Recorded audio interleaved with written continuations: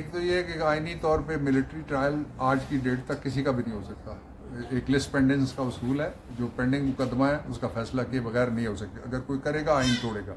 One.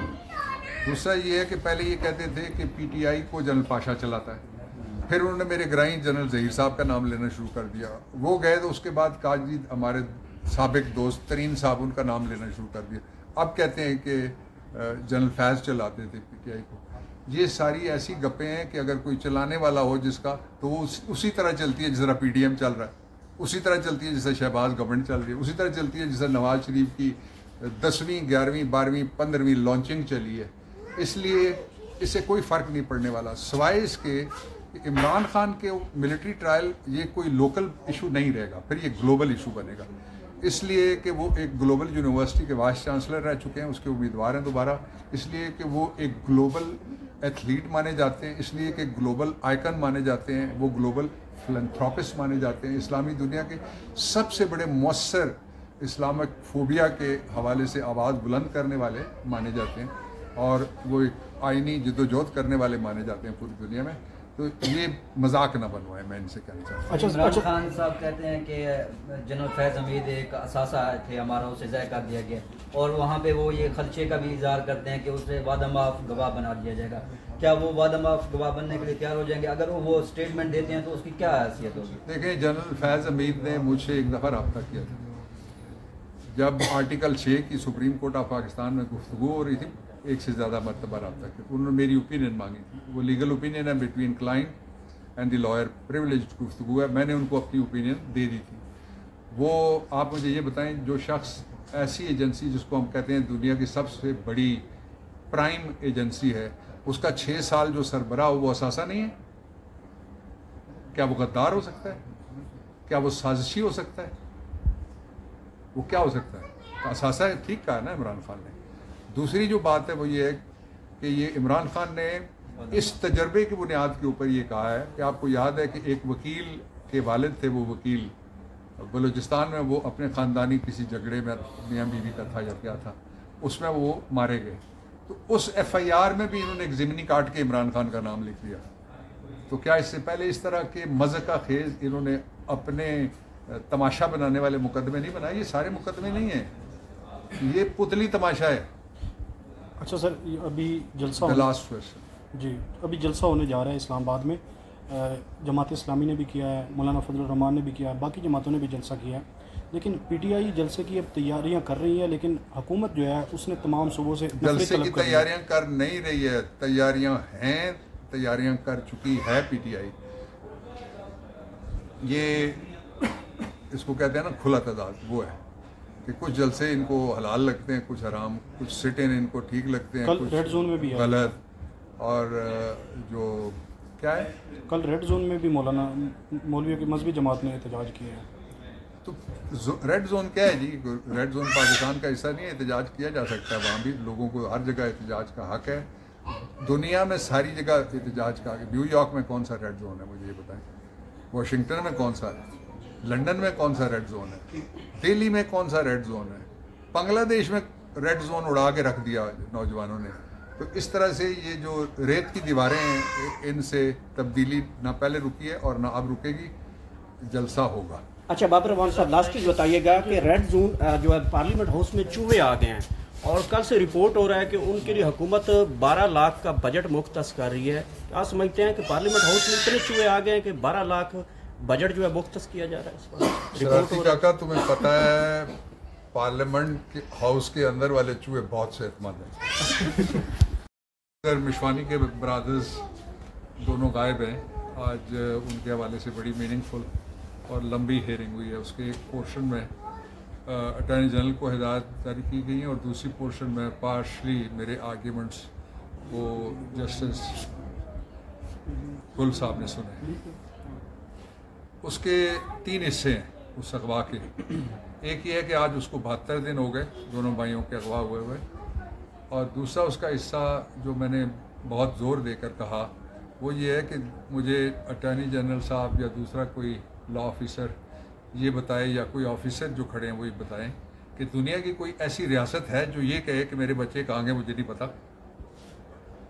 और फिर उसका जो दूसरा हिस्सा था उसमें मैंने ये भी कहा कि एक पैटर्न, कोई लंबी आज तकरीबन 1.5 घंटे के मैंने आर्ग्यूमेंट्स किए हैं, जो पैटर्न है जिस तरीके से लोगों को उठाया जा रहा है, पैटर्न है जिस तरीके से गायब किया जा रहा है, पैटर्न है जिस तरीके से गायब करने के बाद लोगों के घर वालों को धमकियाँ दी जा रही हैं, या मुतल्लिका अफराद जो पॉलिटिक्स में हैं और बैरून मुल्क हैं या किसी तरह से काबू नहीं आ रहे, जो भी अगवाकार हैं उनके, तो इनको ये पैटर्न ये बताता है कि ये किसी अकेले थाने का काम नहीं हो सकता, लेकिन पुलिस डेफिनेटली इन्वॉल्व होती है इसमें, इसलिए कि जो बेसिक इन्फॉर्मेशन है वो पुलिस, और बड़ी बदकिस्मती की बात जो हमारी रिसर्च से सामने आई है, आज अदालत ने उस पर तशवीश का भी इजहार किया है, वो ये है कि काउंटर टेररिज्म डिपार्टमेंट जो है वो सियासी कारकुनों के ख़िलाफ़ लगा हुआ है, और जो असली दहशत गर्दी हो रही है जिसमें हमारे बच्चे शहीद हो रहे हैं, जिसमें हमारे शहरी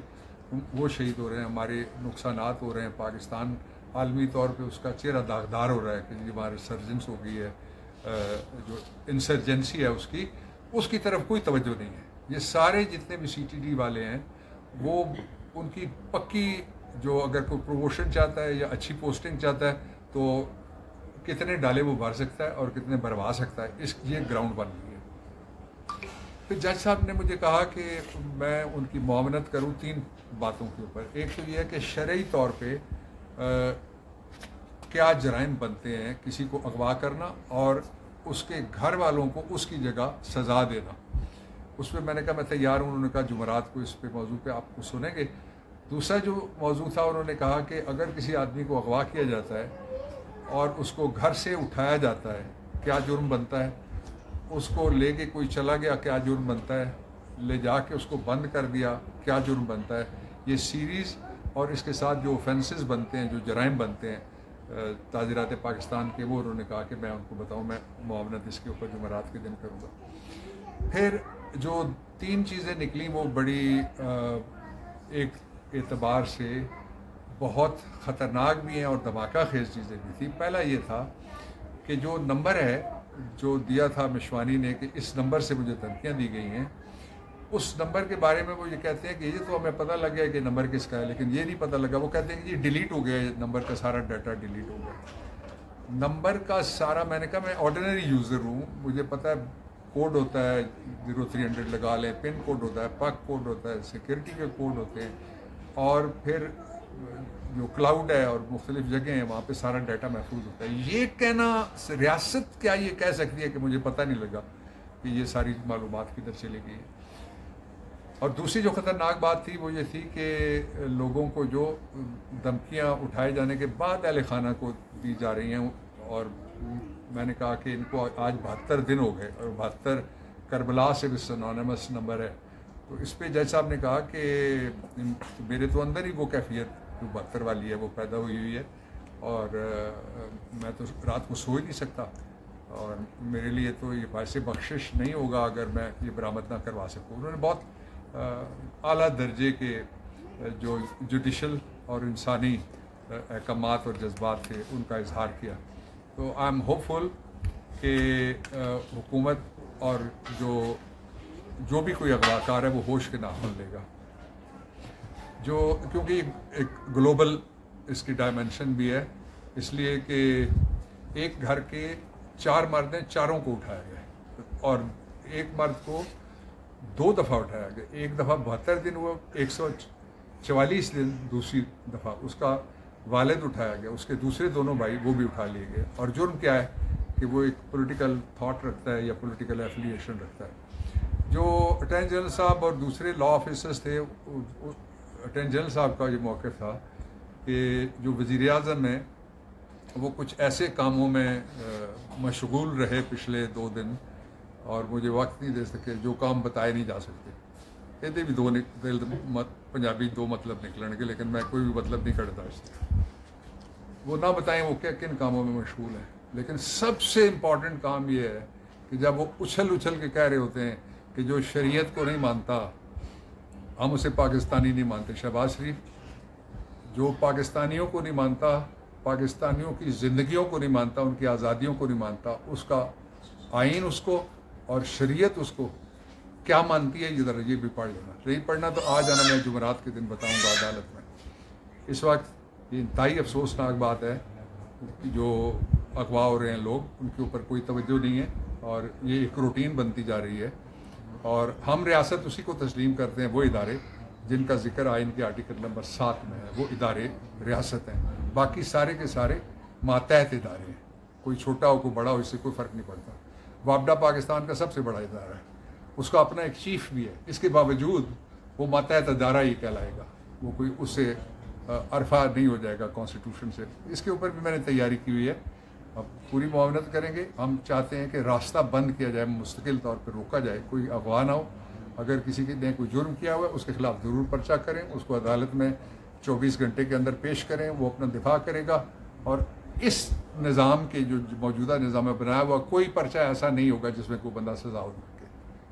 कैंगरू जज, कैंगरू कोर्ट सज़ा दे सकती है, फेयर ट्रायल वाला जज कोई नहीं सज़ा दे सकता। और आखिरी बात जो मैं कहना चाहता हूँ वो ये है कि इन्होंने बैनुल-अक़वामी मजाक पाकिस्तान का बना दिया, और जो मईशत है वो कहाँ जाके गिरी है जब से ये फायर वॉल लगाई है इन्होंने। 12 लाख के करीब लोगों का अंदाज़ा ये है कि नौजवान पहले ही जो फ्रीलांसिंग करते थे वो बेरोज़गार हो गए। और जो एक फैक्ट, ये तो मेरे पास फिगर्स रिपोर्टेड हैं, मेरे अपने नहीं हैं, लेकिन एक और रिपोर्टेड फिगर्स मैं आपके सामने रखता हूँ। वो जो गुरफा दुबई उसको कहते हैं, दुबई चैम्बर्स ऑफ कॉमर्स, वो एक माँ है सारे कारोबार की, उसने ये रिपोर्ट दी है कि पिछले 6 महीने के अंदर 3900 से ज़्यादा पाकिस्तानी कंपनियों और फर्म्स उन्होंने मेंबरशिप हासिल किया दुबई चैम्बर ऑफ कॉमर्स और इंडस्ट्री की। आप मुझे ढूंढ के नहीं बता सकते पाकिस्तान का कोई चैम्बर ऑफ कॉमर्स, बात सारे मिला के भी उनको 3900 से ज़्यादा मेंबर्स नए उनके बने हों। Question doesn't arise. इसका मतलब ये है कि लोगों को पाकिस्तान से नाउमीद किया जा रहा है, यूथ को पाकिस्तान से मुतनफ़िर किया जा रहा है। यूथ को विलन समझते हैं अपना। भाई अपने बुढ़ापे पे रहम करो, जब रिटायर हो गए तुम्हें यूथ की ज़रूरत पड़नी है, तुम्हारे घर की यूथ की ज़रूरत। वो यूथ जो जिसकी बच्चियाँ वो घर का खर्च चला रही थी, वो घर के अंदर से बाहर नहीं निकलती थी, अल्लाह ताला ने उनके जो अपना किसी का अगर कोई पर्दे का तसव्वुर था, किसी का प्राइवेसी का तसव्वुर था, किसी का अगर अकेले बैठ के काम करने का तसव्वुर था, तो टेक्नोलॉजी के ज़रिए से अल्लाह ताला ने वो तसव्वुर सारा उनका वो अल्लाह के दिए हुए हुकूक में भी ये मुदाखलत कर रहे हैं और कॉन्स्टिट्यूशन के दिए हुए हुकूक में भी ये मुदाखलत कर रहे हैं। ये हो नहीं सकता कि इतना लंबा अरसा ये मुदाखलत जारी रह सके, इसका एंड आने वाला है। और मैंने अदालत में ये भी कहा है, मैंने कहा जज साहब कि 2 रास्ते हैं लोगों को फतह करने के, एक दिल के जरिए जाता है, दूसरा बंदूक वाला है। बंदूक से ना कोई पहले फतह हुआ ना अब किसी ने फतह होना है। इसलिए ये जोर ना लगाया जाए इमरान खान को मिलिट्री ट्रायल कोर्ट्स में ले जाके किसी को डरा लेंगे या किसी को धमका लेंगे या तोड़ देंगे इमरान खान को, वो नहीं टूटेगा, ना उसके लोग टूटेंगे, ना ये कौम टूटेगी। टूटेगा वो जो इस कौम को तोड़ने की कोशिश करेगा। अच्छा बाबर वान साहब, इमरान खान के हवाले